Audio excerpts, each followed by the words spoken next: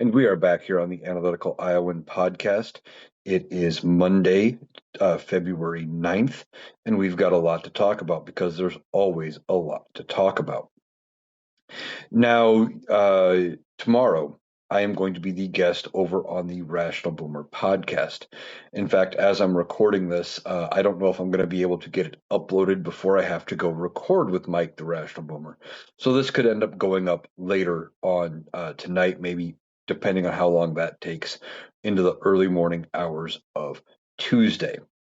But with my schedule, this is where I'm at. I've got to fit recording in where I can.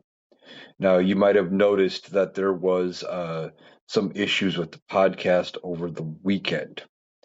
And I did a live on TikTok intending it to be an extra podcast for Friday.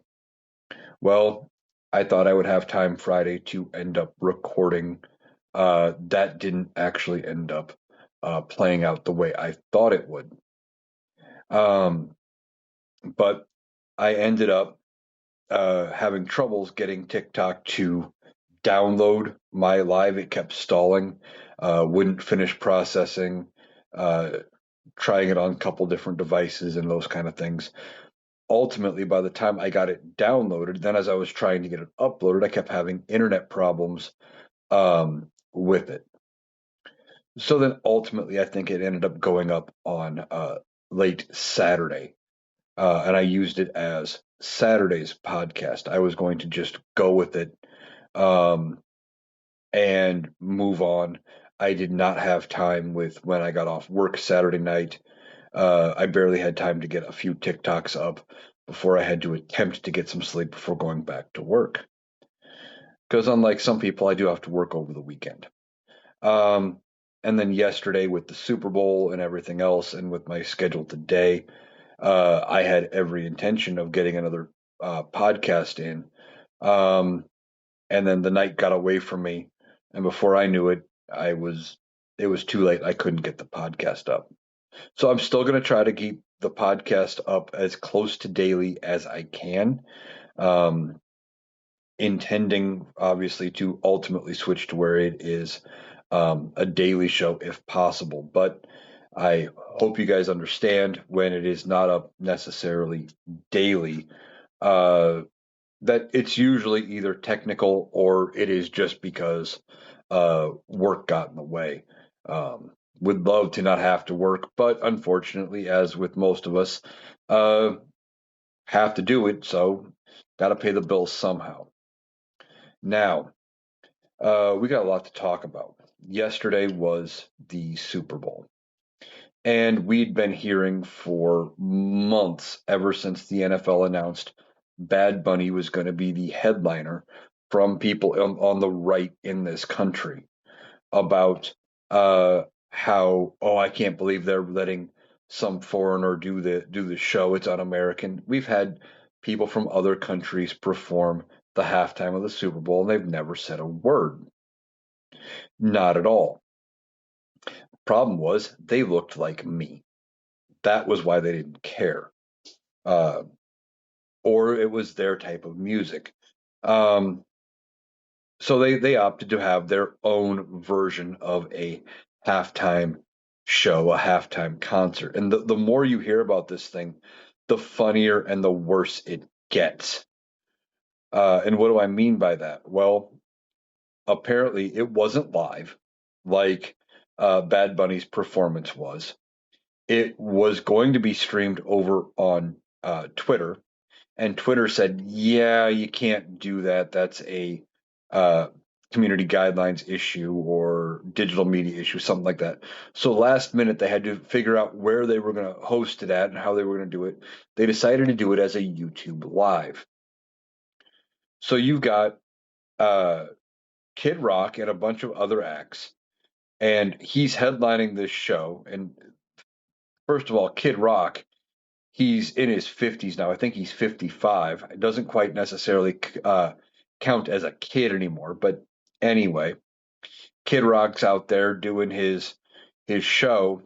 Come to find out, not only is it pre-recorded, he was so nervous about doing it, about how big of a show it was going to be, and to make sure it sounded good, that he lip sunk to the whole thing, didn't even perform. And they filmed it at an arena and everything ahead of time. And it looked like there were maybe several hundred people there. They couldn't even sell out the area they were doing it in to put up this big thing. Now, they claimed that they have uh, they had millions of people tune in during the Super Bowl to go watch it.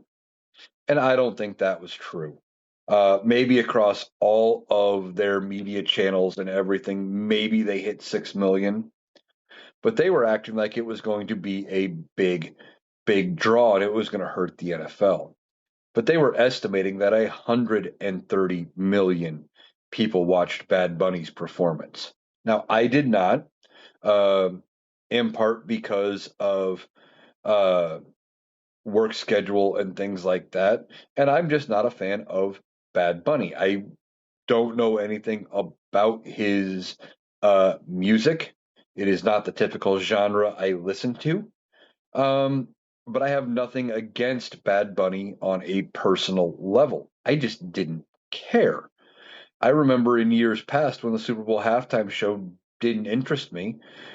I think I did a TikTok saying the same thing. When it wouldn't interest me, I would use that as my chance to go load up any sort of snacks or, you know, things like that. And that's what I would take advantage of. Yeah, we got about 20, 25 minutes, maybe half an hour for the halftime show, and then we get back to football. Now, I didn't care about the game itself. Okay, not in the least, because I'm not a Patriots fan. I've got personal reasons why I don't like the Seahawks. Um, as somebody I follow on TikTok and YouTube says, it was Tom Powell Jr. He goes, I would love to have seen it end up in a 0-0 game after 10 overtimes. Would have loved to have seen it. Would have loved to have it been just a complete embarrassment for both teams. As it was pretty embarrassing for the New England Patriots, and I guess I can live with that. Um, and my reasons for disliking the Seahawks have less to do with football. So I guess I can tolerate it. But as far as this halftime show, right after kickoff for the third quarter, I was uh, doing some TikToks and I pulled up the YouTube page for Turning Point USA where they streamed this show. Now, currently, last time I looked, it was sitting at about 20 million views. But TikTok or YouTube lives, once you go live, you can go back and watch it over and over again. It retains its ability. It's not like some live streams, like when I do a live on TikTok, it's just there and gone, and you have to download it and put it on somewhere else. So it says it's at 20 million, which seems significant. However, during the third quarter of the uh, Super Bowl, the Turning Point USA official page was only showing about 10K views, 10,000 people. They couldn't even get, even by their inflated numbers, which was 6 million. That was ridiculous. You were talking about 6 million out of 130,000. You are 130 million. That is under 2%. Under 2%. So the whole thing is ridiculous on their part. They were trying to make it seem to be like it was this big event, and it really wasn't. It wasn't anything. Now, Donald Trump lost his mind on True Social, talking about how un-American it was and how awful it was and how the NFL should be ashamed and all sorts of things. Yet there was some video that got leaked because this administration is leaky as hell. They're about as watertight as a colander or a strainer. Um, but there's some video out there of the Trumps watching the Super Bowl and watching Bad Bunny. They didn't even turn it over to their own thing, the thing they were pushing so hard. It was all performative, or at least that's what it appears to be, is that it was performative. And that's typical Donald Trump. Everything with him is performative. Now, Donald Trump was asked about this article that came out. There was an article that came out saying that uh, when it comes to funding for a tunnel project between New York and New Jersey, that Donald Trump had canceled the funding. That part seems to be true, even though judges have come out and told Donald Trump that they need to restore the funding, that canceling it was illegal. Donald Trump doesn't care about that, never has. Um, that he has been trying to talk to Chuck Schumer about ways he would be willing to restore the financing. Now, with that financing, he's been talking about he wants Schumer to get on board for renaming Penn Station to the Donald J. Trump Station and to rename Dulles Airport Donald Trump International Airport. Now, there's been no word as to whether or not Schumer has agreed. I don't think he will. And this is just more from Donald Trump trying to do what he always does, which is all about branding, and he's worried about his legacy and all things like that. Now, with that going on, Donald Trump is worried about what his future is going to look like, right? And he was asked about this rebranding of the airport and Penn Station. And of course, what did Donald Trump do? Well, no, I didn't ask. I didn't ask. Chuck Schumer, he offered it to me. I would never ask for that. But Schumer said, yeah, we should do that. One, for as weak and as spineless as Chuck Schumer has appeared to be over the last however long, he doesn't appear to be that weak and spineless.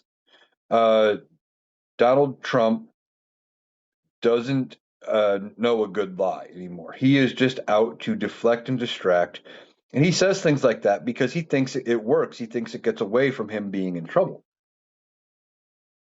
He's realizing that people are pushing back about him being connected to not just Jeffrey Epstein, but all of this, and he's worried about his legacy. And it's getting bad press in the media when he's saying, "Hey, name this shit after me." And now they said, "Well, oh, well, is it true you asked to have this named after you?"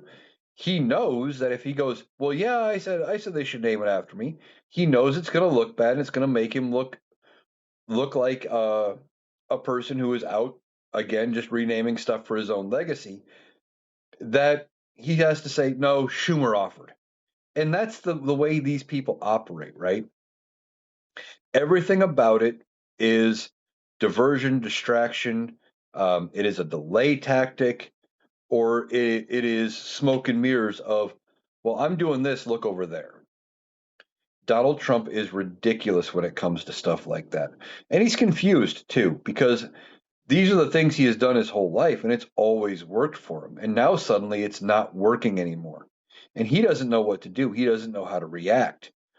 He's just worried and terrified and everything. And you can see it by the way he talks and the way he reacts. Now, something we have, I don't remember the last time I talked to about stuff here. There was a meme that was shared by Donald Trump. And this kind of feeds into what I was talking about of him saying, well, it wasn't me. It wasn't um, my account. I wasn't the one who did it.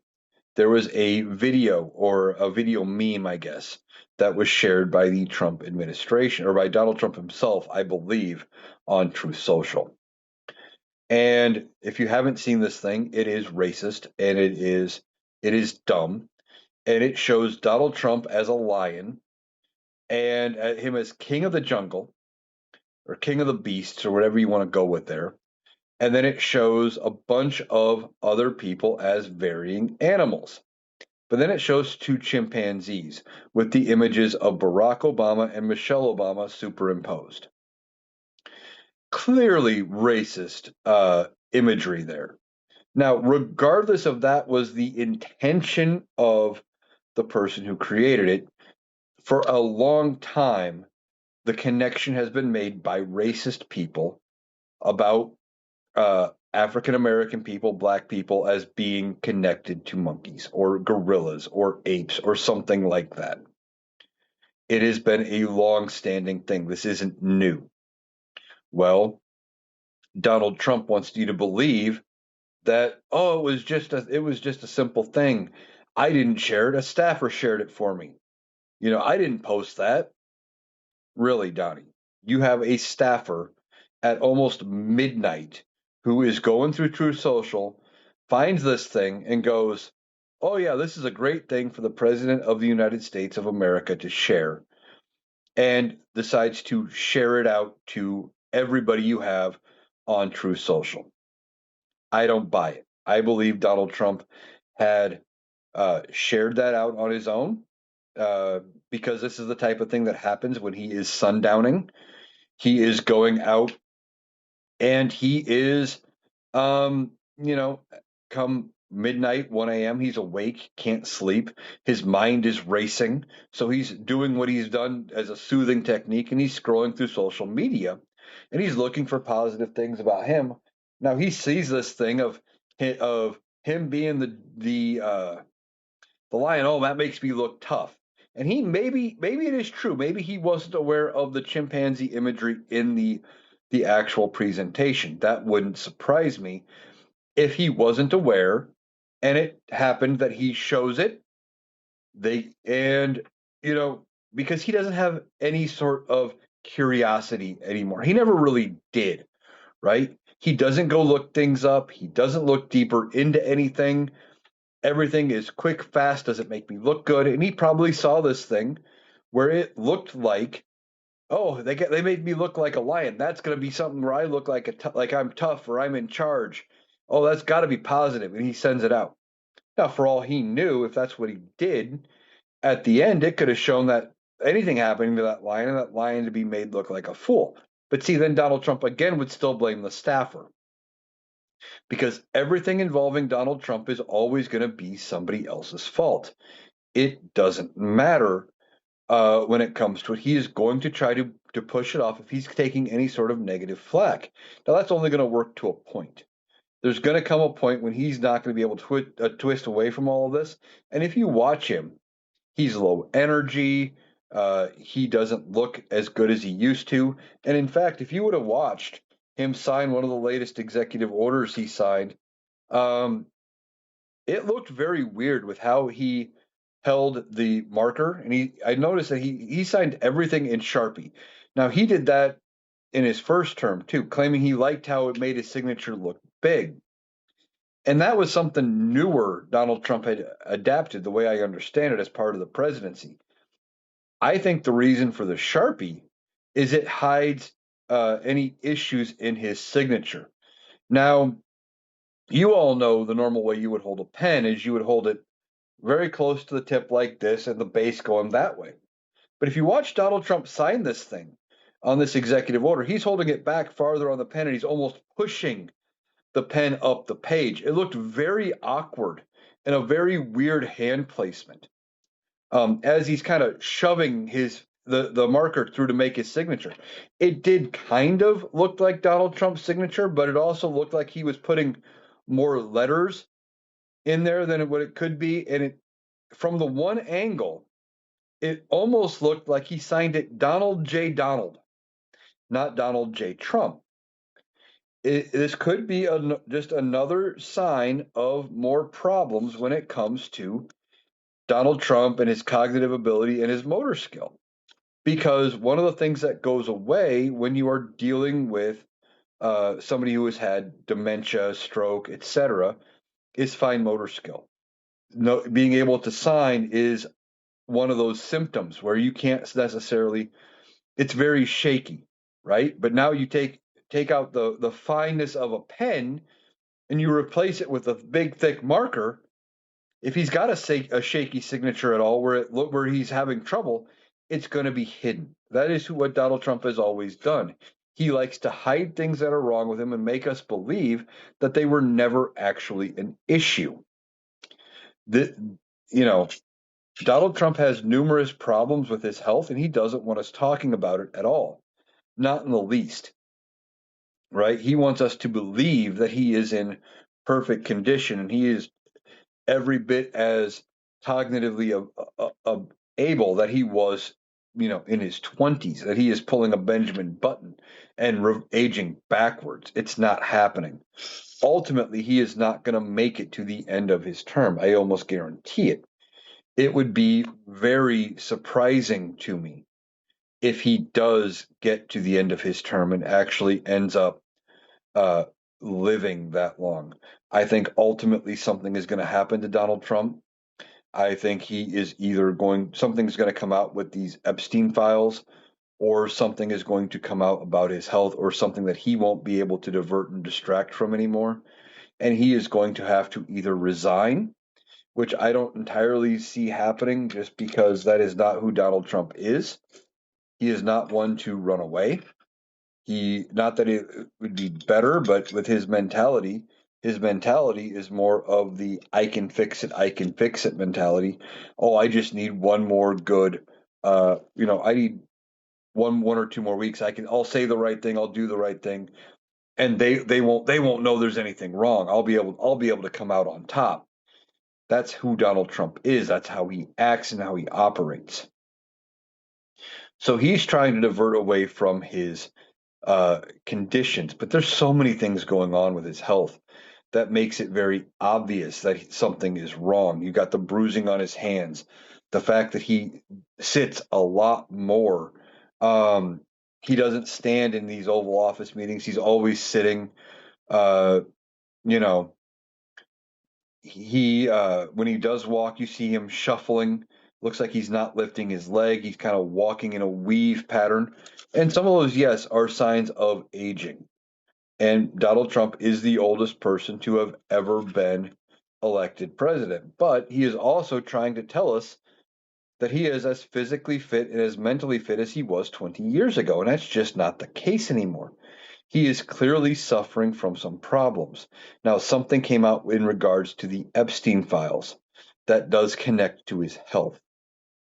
In December of 2017, there was an email from uh, Jeffrey Epstein to the author Michael Wolff. And this email mentions Donald Trump and his health. And apparently they had had a dinner with Donald Trump. And this contradicts Jeffrey Epstein, or what Donald Trump has said about Epstein, saying, well, I didn't know the guy. I barely knew him. We weren't friends. And when I did know him, I kicked him out of Mar-a-Lago way back in early 2000s, and I had no more contact with him. Well, this directly contradicts that. And Epstein is saying that they had dinner with Donald Trump along with other friends, and that they were worried about Donald Trump, talking about how he was wearing even more makeup than he ever used to. And they mentioned dementia by name and said they were worried Donald Trump had dementia because he was showing some symptoms and he couldn't even remember old friends. Now, this was 2017, during the first year of Donald Trump's presidency. That was over 8 years ago. This is a bad look for Donald Trump. If any of this ends up being true, it just shows that he has been declining for a while and has been being propped up by the people around him. Now, when it comes to all of it, Donald Trump is never going to admit he has a problem. So they were worried about his health already. At least some people were saying, including Jeffrey Epstein, that he was having health problems going all the way back to his first term. Now, when Donald Trump is gone, I think they're going to have to answer some questions about his health. And I think Democrats should hold Republicans' feet to the fire every bit in the same way that Republicans tried to do with Joe Biden. Now, Joe Biden was nowhere near as far gone as what Donald Trump is. Joe Biden never made comments of talking about electrocuting sharks underwater with electric batteries and electric boats. He never talked about Hannibal Lecter being a real person. Um, you know, Donald Trump is having major mental problems. And it's going to become harder and harder for him to hide the longer this goes. And when Donald Trump is gone, and I think he ultimately, I mean, he will be gone,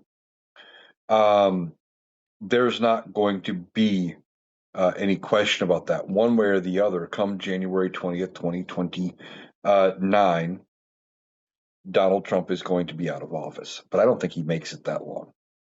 I think Donald Trump ends up having some event that gets him kicked out of office, or I don't think he resigns unless his health gets absolutely bad enough, and the right person can talk to him and say, yeah, you don't have a choice, you better resign. Um, because I just don't see it happening. Okay. Donald Trump is not the type of person to back down. So he's going to ramp things up or keep trying to push for as long as he can. Now, he thinks he's winning and he thinks he's doing something, and he's really not. Um, so I think ultimately his health is going to give. And I think he doesn't make it to the end of his term. And if it's not his health that gets him, I think something is going to come out in the Epstein files. And there's already been quite a bit that makes it look like Donald Trump is guilty. Now, I think something comes out in the files to where Republicans have to go, Jesus Christ, we got to do something. And they are moving on him, right? And I think when they do make that move, what you are going to see is something quick, fast, and dirty. Donald Trump isn't going to see it happen. I think you are going to see, and maybe I'm over exaggerating, and maybe this is a little hopeful. I don't know. But I think they are going to be worried about Donald Trump, uh, reacting and having time to react and to push back against him. And what I think you are going to see if they decide to move on him in an impeachment, it's going to be the thing where it is going to be done really, really quick. You are going to be staring at probably a motion brought forward to vote on it. It's not going to be tabled. It's going to be brought up almost immediately. And while the vote is going on, I think you are going to see uh, them move, um, almost in their entirety, right? Like it's gonna start going slow. Then the minute they have enough votes, the 218, it's going to start turning into a dog pile. Now, is it going to be unanimous? Probably not. But it's going to be big enough margin. It's going to send a message to Donald Trump and the Republicans and the Senate that now is the time. And I think they're going to have that they've been having these conversations behind closed doors, and that's going to continue, right? That they will know when they have the votes, and when it happens, it's going to be the thing where they have the votes. It's going to go to the Senate, and then they are going to vote to remove him. And it's going to all happen relatively quickly. Now, of course, Donald Trump would have to have a chance to respond. But what I think you're going to see is you are going to see something like Donald Trump gets impeached in the early morning hours, and then by midday, they are going to hit him with the charges are in the Senate. The Chief Justice is over there, and they're going to say, "Hey, we're starting tomorrow. We're done." Like, and when they make that move, that uh, I fully expect, if it's done while Republicans have control of Congress, that it will be a move where they actually remove him. Now, we have never had a president removed from office by impeachment. We've come close, the closest being President Jackson, and that was within one vote. And that had to do with how he dealt with Reconstruction and everything after the Civil War. But Donald Trump is, when he gets hit with this, he's not going to see it coming, and he is going to try to burn the Republican Party down as it goes. Now, what could he have on the Republicans? Could they be in the files? Of course they could. And we don't know what is all in there. Now, one of the things the DOJ should do is release the other 3 million plus documents.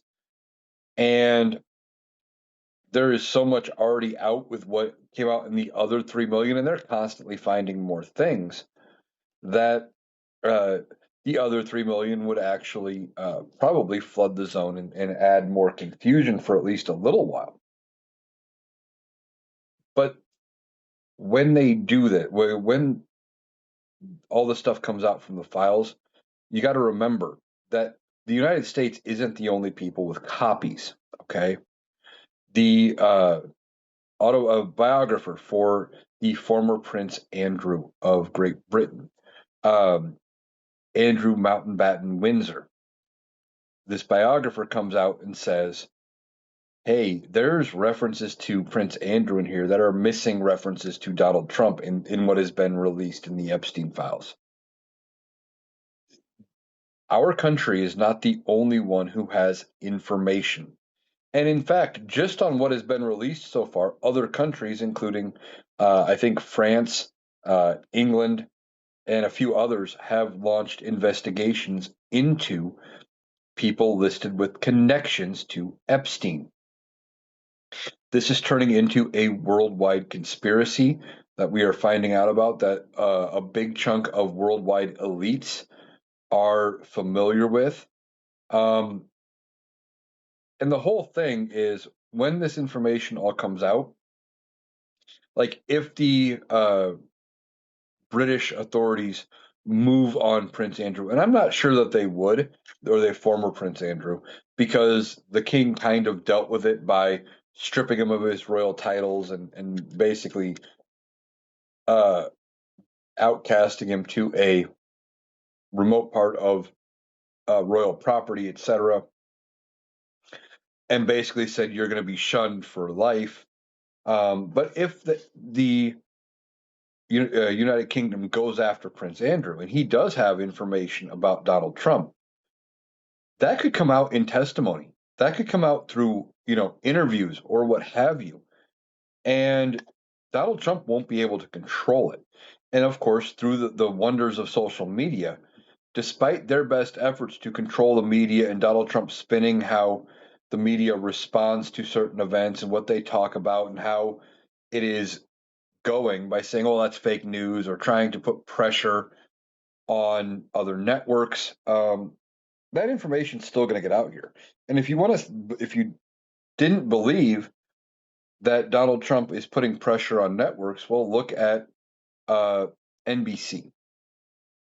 NBC is hosting had hosted the Super Bowl this year, and in the middle of their pregame festivities, where everyone's geared up, everyone's talking Super Bowl, etc., they break away from pregame coverage for a while to air a previously taped interview with Donald Trump.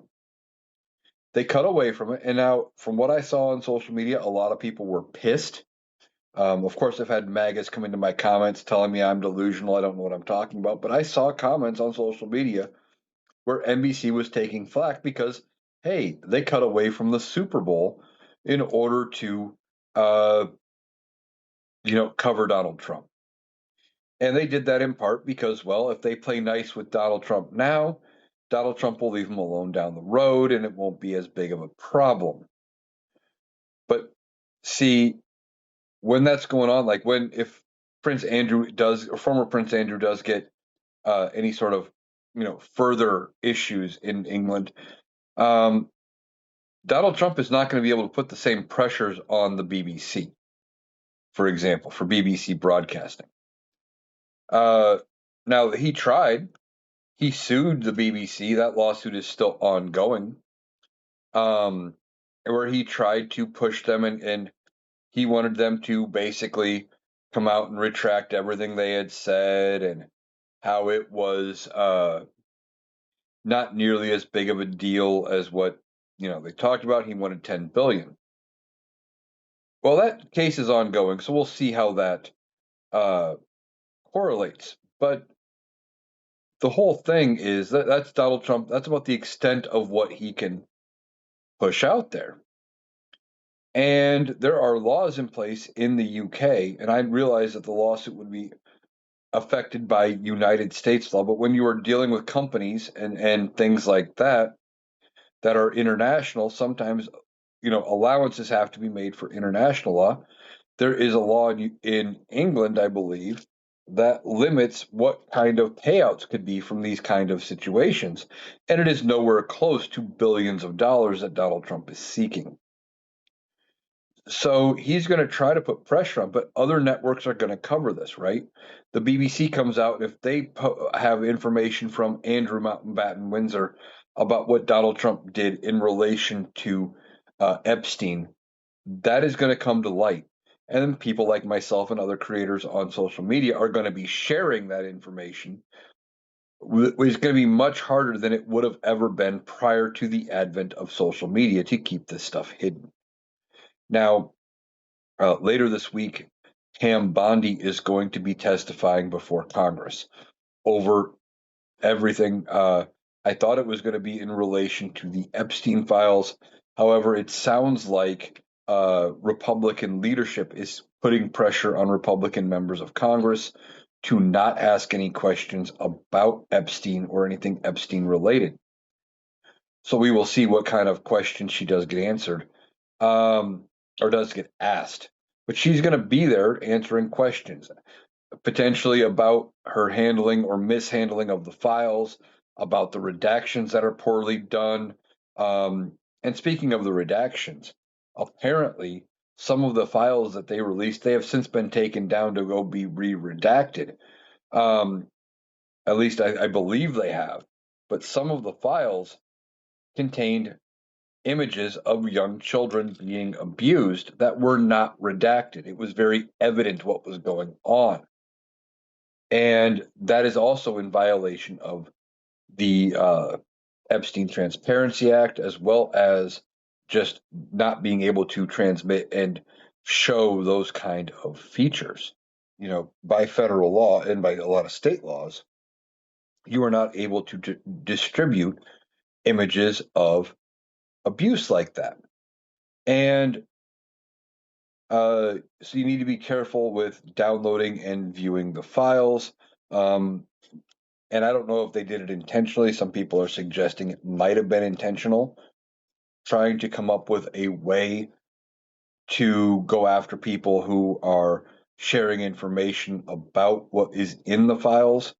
Um, because by sharing the images or putting the images out there unredacted, and now if you've downloaded the files to dig through them because you wanted to report on them, you are now in possession of it, and they could nail you for that. And that would be a way for them to either try to discredit you or try to, maybe potentially even throw you in prison. Um, so she's going to have to answer for those kind of questions. Now, there are Democrats on that committee. So we will see what the Democrats say and with how the Democrats, uh, what they actually ask. But simple fact of the matter is that she's going to go before Congress and she is going to attempt to testify. But she is also apparently at least believing that Republicans are not going to be asking her much about the Epstein files. Now, there was somebody that did testify in front of Congress about the Epstein files through a Zoom call, I believe, and that was Ghislaine Maxwell. And Ghislaine Maxwell uh, was basically asked for hours. I don't know how long her deposition was, I guess, but she was asked for the length of her time in front of Congress questions about Epstein. And basically, the only thing she did the entire time was plead the fifth. Now, she still has appeals ongoing and is probably worried about additional charges. So, of course, she is going to plead the fifth.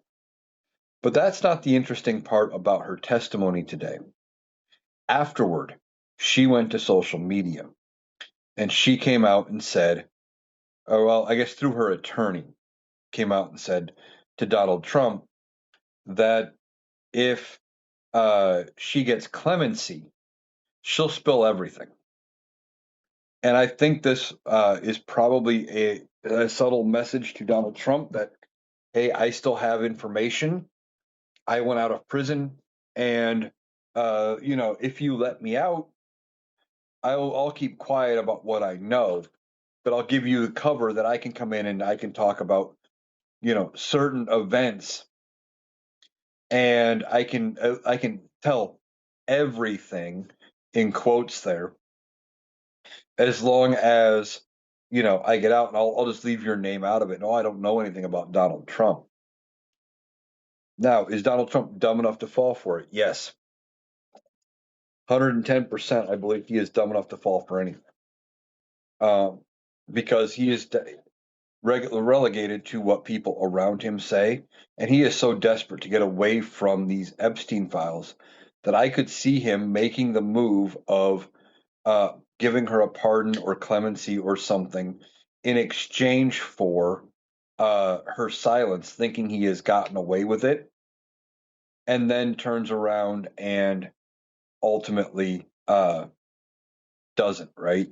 Like, she'll come out, and one of the things when you get a pardon or you get clemency or things like that, your Fifth Amendment right to against self crimination is gone, especially if you've been pardoned for everything related to it on federal level. Now, I think she could potentially plead the fifth because of state charges. That I don't know. Um, but basically, if she gets clemency or a pardon, she would be able to go before Congress and, yeah, tell everything, including all of the connections to Donald Trump. But Ghislaine Maxwell has also been found guilty of perjury before. So how much credibility does she really have? And we don't really need her testimony if they would just release the rest of the Epstein files. Now, Elon Musk came out and he is offering to pay legal fees for any Epstein survivors that come out and tell the truth. And why would they need to have legal fees covered? Because they could get sued. Um, Even though the biggest defense to defamation is the truth, the problem becomes if some of these very rich and very powerful people, if they're named in the Epstein files, or if the victims say, "Yeah, I was abused by so and they come out in the media and they say it, then they have a problem, right? Then they can get sued, and then the celebrity can say, "Well, prove it. Prove I did that to you." And if they can't, they can say, "Well, you damaged my reputation," and get a defamation claim, and it could hurt. So Elon's saying, "Well, I'll pay anybody legal fees if they come out and just tell the truth."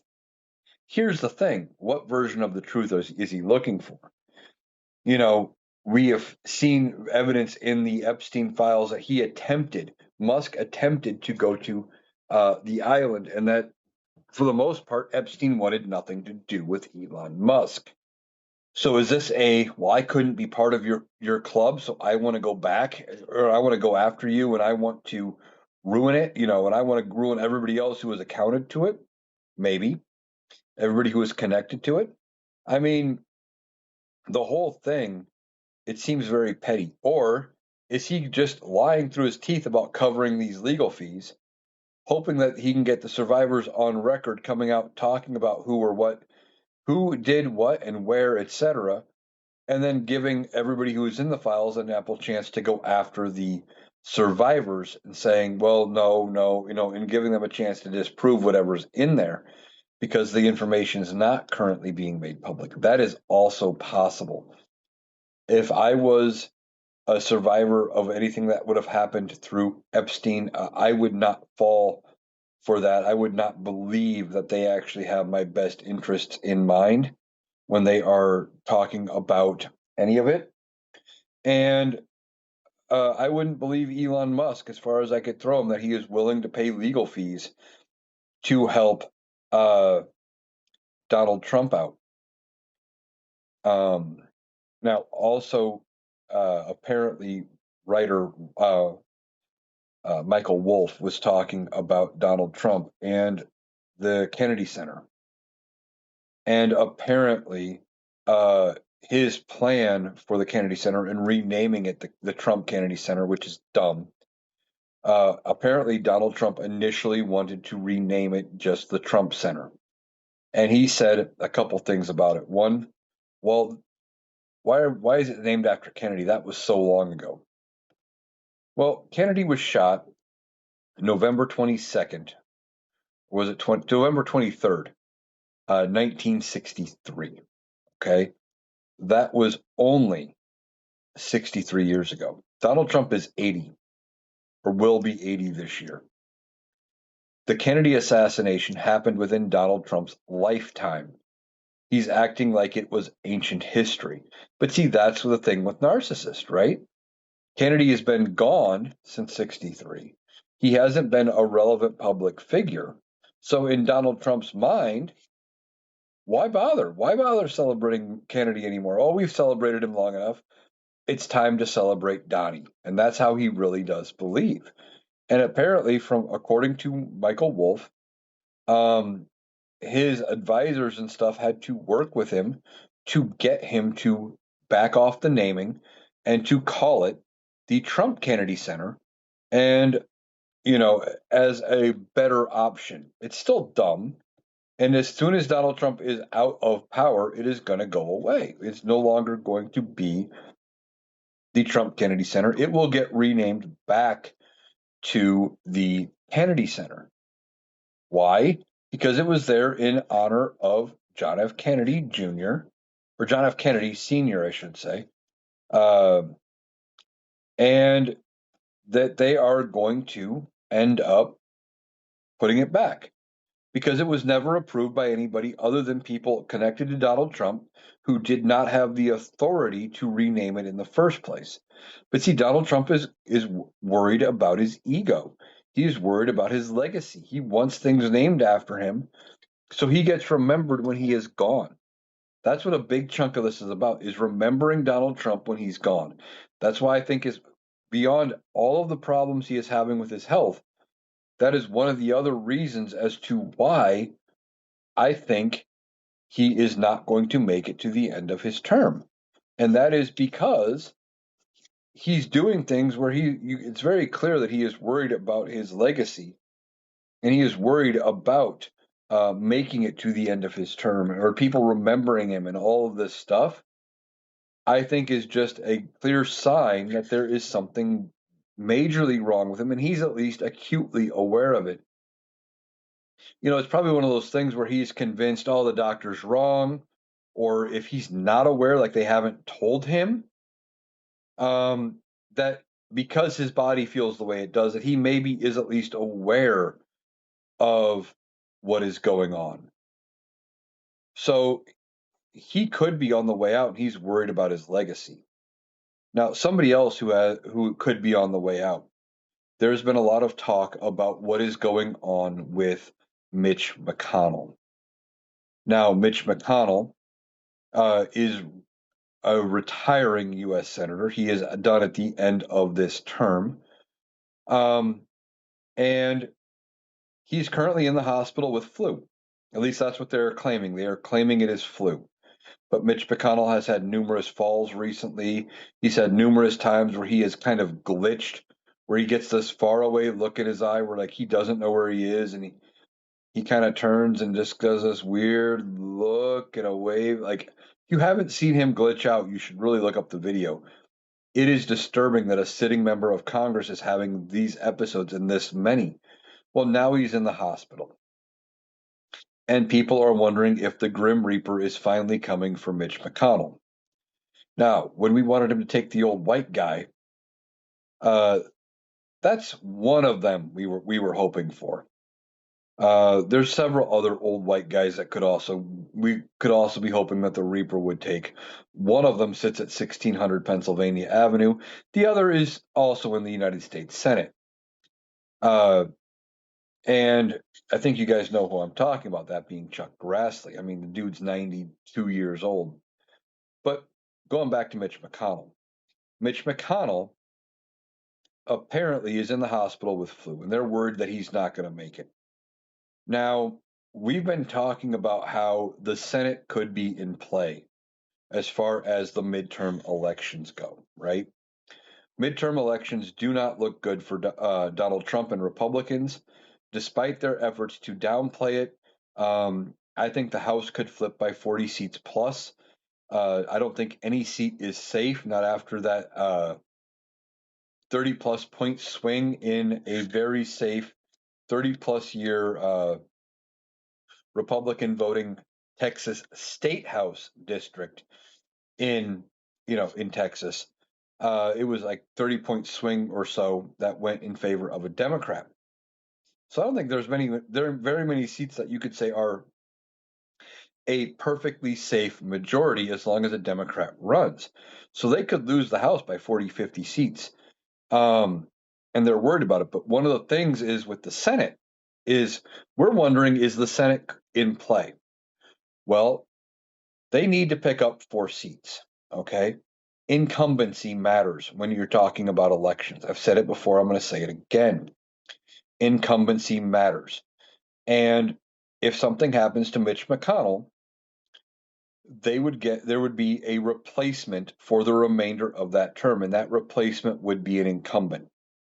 Now, this is going to lead to a major court case, uh, more than likely, where the state legislature of Kentucky is going to be suing the governor of Kentucky. Governor is Andy Beshear, a Democrat.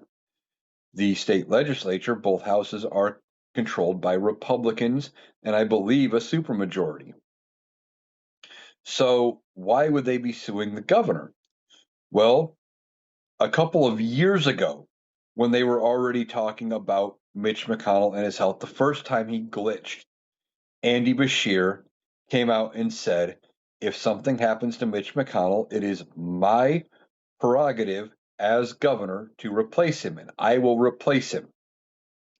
But see, the state legislature in Kentucky passed a law around Beshear's veto that requires the governor to pick from a list of 3 people that were given to him by the state legislature, and those people have to be of the same party as the senator that whose seat he is trying to fill. So, in theory, the state house, the Republicans in the state house of Tennessee, are saying, or Kentucky, rather, I think I said Tennessee, but it's Kentucky, are saying, well, you got to pick out of these 3 people we're going to send you, and it's going to be a Republican.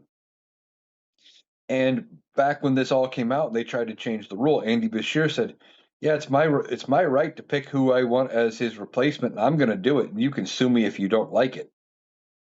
And that is what we could see happen here: is that Andy Beshear appoints somebody to fill the remainder of Mitch McConnell's seat, and that would be a Democrat. There could be a lawsuit over it, and depending on how the outcome of that lawsuit, that Democrat could end up taking their seat. Now, what I don't know is if there is any sort of function where if Andy Beshear appoints somebody, they go to Congress and they get sworn in as the replacement, even if there's a successful lawsuit. I don't know if it matters at that point. Because the person has already been sworn in. I don't know without Congress stepping in and kicking out the newly sworn in senator if there's a way for the courts to remove him. So that is something we are watching. If that seat flips, that would be a 7th seat potentially that could be up for grabs in the election. Now, we have to wait all the way till the general and it's just Republican versus Democrat with no incumbency, I would say there's almost no way Kentucky flips. But if you add in the fact that there could be a Democratic incumbent, that could make all the difference, and that would lower the math for what the Democrats would need to flip control of the Senate, assuming that the incumbent wins. If that incumbent were to win re-election, that would be one of the 4 seats they would need to flip control, and that would mean they only need to win 3 of the potentially 6 or 7 other seats that are looking like they could be very competitive. And those seats being Texas, Iowa, Ohio, North Carolina, Maine, and Alaska for varying reasons. And I'm coming down to the end here, so I'm not going to get into all of the reasons I think those races could be ones to flip. But those are all ones I think are going to be competitive enough where even if they don't flip it, is going to draw resources from other districts and other races, which may change the math on how other places go. So this is looking like a bad midterm for Republicans, as they are potentially going to lose the House and the Senate, and they're scrambling. It's only a matter of time till they move away from Donald Trump, and when they do, it's going to be a dog pile. And I'm here for it. I want to see what happens, and I'll be back with more coverage as it goes. Um, so uh, we'll have to see if if or when they make that move, or if the Big Mac gets him first, or whatever happens with Donald Trump. I just don't think he makes it to the end of his term, and I think after the midterms, the uh, Republicans are going to be not having nearly as much power, if any, in Congress, and it is going to make life very difficult for Donald Trump or JD Vance, if it happens to be Vance by that point, for the last half of this term. All right, so I want to thank you for taking the time to join me today. I hope you guys have a great day. I'm going to wrap up the Analytical Iowan podcast. I will be back tomorrow with more TikToks and, of course, another podcast episode. So I thank you for taking the time to join me. Hope you have a great day, and I will be back tomorrow.